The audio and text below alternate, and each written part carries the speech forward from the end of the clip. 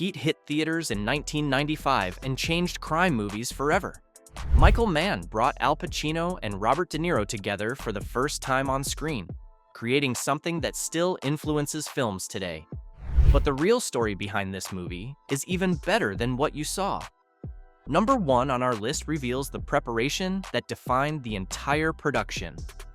Michael Mann arranged for Robert De Niro, Val Kilmer, and Tom Sizemore to visit Folsom State Prison. They didn't just tour the facility, they sat down with actual inmates serving life sentences and interviewed them about their experiences. These weren't actors or consultants pretending to be criminals. These were real people who had committed serious crimes and were living with the consequences. The actors asked them about their mentality, their codes of conduct, their relationships, their regrets. They wanted to understand how professional criminals think and operate. This research directly informed their performances throughout Heat. De Niro's portrayal of Neil McCauley as this disciplined, stoic leader came from conversations with these inmates. The way the crew operates like a military unit, the loyalty they show each other, the professionalism they bring to their crimes, all of that was built on knowledge gained from talking to real criminals. Tom Sizemore used these interviews to shape how he played Michael Chirito, understanding the mindset of someone who's all in on the criminal lifestyle. Val Kilmer learned about the psychological pressure of living outside the law while trying to maintain a family. This wasn't method acting for the sake of it.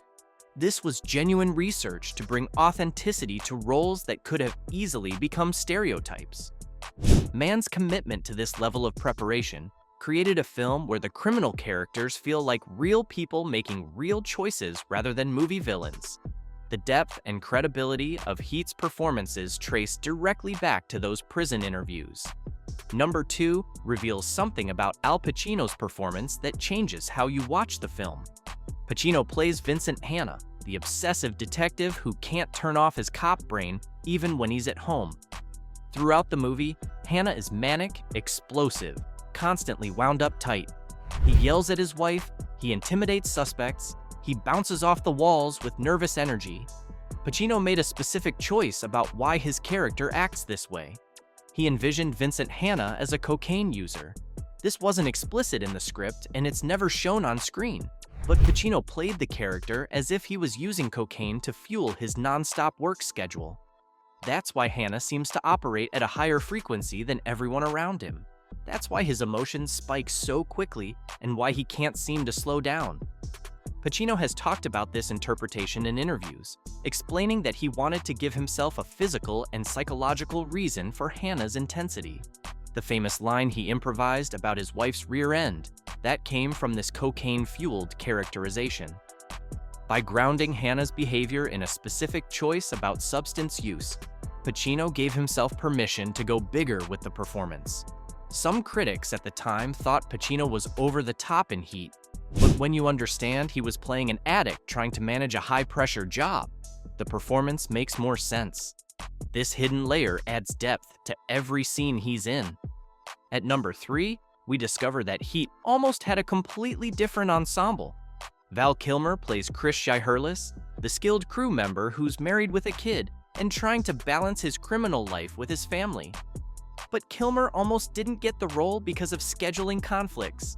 He was committed to other projects and couldn't confirm his availability when casting began. So Mann briefly cast Keanu Reeves in the role instead. Reeves at that time was coming off Speed and had already established himself as an action star. He would have brought a very different energy to the character. Just before production started, Kilmer's schedule cleared up and he became available.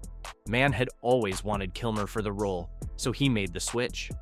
Think about how different the entire dynamic of the crew would have been with Reeves instead of Kilmer. Kilmer brought this quiet intensity and technical precision to Chris Shiherlis. His performance makes the character feel like a true professional, someone who's mastered his craft through years of experience. Reeves would have been excellent in his own way, but the chemistry between the crew members would have shifted. This near miss shows how casting decisions that seem simple can completely alter a film. One scheduling conflict resolved at the last minute, and we got the version of Heat that exists today. Number 4 takes us into the music that closes the film. Composer Elliot Goldenthal created an entire orchestral score for Heat. He worked on the film for months, crafting themes for each character and building musical motifs that would carry through the story. He wrote a specific piece for the final scene, where Vincent Hanna catches up with Neil McCauley at the airport. Mann listened to Goldenthal's finale composition and made a last-minute decision to replace it. He chose a track by electronic artist Moby called God Moving Over the Face of the Waters. This ambient, melancholic piece completely changed the emotional tone of the ending. Instead of a traditional dramatic orchestral swell, the film closes with this haunting electronic soundscape. Mann understood that the ending needed something different, something that would linger with the audience after the credits rolled. That Moby track amplified the tragedy of two men who respected each other but were locked into their opposing paths. The decision to swap out the original score was risky because Goldenthal had put so much work into his composition. But Mann trusted his instinct that this electronic piece would create a more powerful emotional closure. Decades later, that ending with Moby's music has become one of the most memorable moments in the film. Coming in at number 5 is a detail that connects the movie to real life in an unexpected way. Kevin Gage played Waingro, the psychotic crew member who derails everything in the film. Gage delivered a genuinely disturbing performance as this unstable character. Years later, in 2003, Gage was arrested and sentenced to prison on drug charges. While serving his time, other inmates recognized him from Heat. They started calling him Waingro, not Kevin, not his character's actor. They called him by the character's name throughout his entire prison sentence. This shows how powerfully he inhabited that role. Even hardened criminals in an actual prison associated Gage with the character he played. The performance was so memorable and so convincing that it followed him into the real criminal justice system. Gage has talked about this experience in interviews, describing how surreal it felt to be called Waingro by people who were living the kind of life his character represented on screen. This blurring of fiction and reality demonstrates how deeply Heat connected with audiences, even audiences experiencing the criminal world firsthand, rather than through a movie screen. Number 6 connects directly to that realism. The United States Marine Corps actually uses footage from Heat in their training programs. Specifically, they show Val Kilmer's magazine reload during the bank robbery scene. Kilmer trained extensively for his role as Chris Shiherlis, working with former Special Forces operators to learn proper weapon handling. During the shootout, there's a moment where Kilmer's character realizes he's running low on ammunition. Without breaking stride or looking down, he drops the empty magazine from his rifle, pulls a fresh one from his vest, slams it home, and keeps firing. The entire movement takes maybe 2 seconds and flows with perfect economy of motion. Military instructors recognize this as a textbook example of tactical reloading under pressure. They started showing this clip to Marines as a demonstration of proper technique. Think about that for a second. A Hollywood movie became training material for actual combat troops because the actors took their preparation seriously enough to learn real military skills. This wasn't movie magic or camera tricks making Kilmer look good. He actually developed the muscle memory to perform that reload smoothly and quickly. The entire crew went through similar training, which is why their movements during action sequences look professional rather than theatrical. At number 7, we need to talk about that bank robbery shootout. This sequence has been studied by filmmakers, analyzed by military experts, and copied countless times since 1995. But what makes it so visceral is something technical that most viewers never think about. During the actual filming of this scene, Mann placed microphones strategically throughout downtown Los Angeles to capture the real sound of gunfire bouncing off buildings. They blocked off entire streets, set up the cameras, and when the actors started firing their weapons with blanks, those microphones recorded everything. The echoes, the reverberations, the way sound travels through a concrete canyon of skyscrapers. All of that was captured live on location. Most films record gunshot sounds separately in a studio and add them during editing. That approach gives you clean audio, but loses the reality of how guns actually sound in an urban environment. Heat did the opposite. The sound designers used these live recordings as the foundation for the entire audio mix of that scene. When you hear those assault rifles firing, you're hearing something much closer to what a real shootout would sound like on those streets. This attention to sonic detail is why the bank robbery sequence feels so intense and realistic. Your brain processes those sounds differently because they're grounded in physical reality rather than studio manipulation. Number 8 brings us to something most people never notice. Heat was shot entirely on location across Los Angeles. Every single frame you see in that movie was captured at a real place in the city. Mann used 65 different locations over 107 days of shooting, 0 sound stages, 0 studio sets. When you see the crew walking through downtown streets, those are actual Los Angeles streets. The coffee shop scene was filmed in a real diner. The apartments, the hotels, the offices, all real locations. This created massive logistical challenges for the production team. They had to coordinate with the city, manage traffic, deal with weather, and work around the schedules of these real places.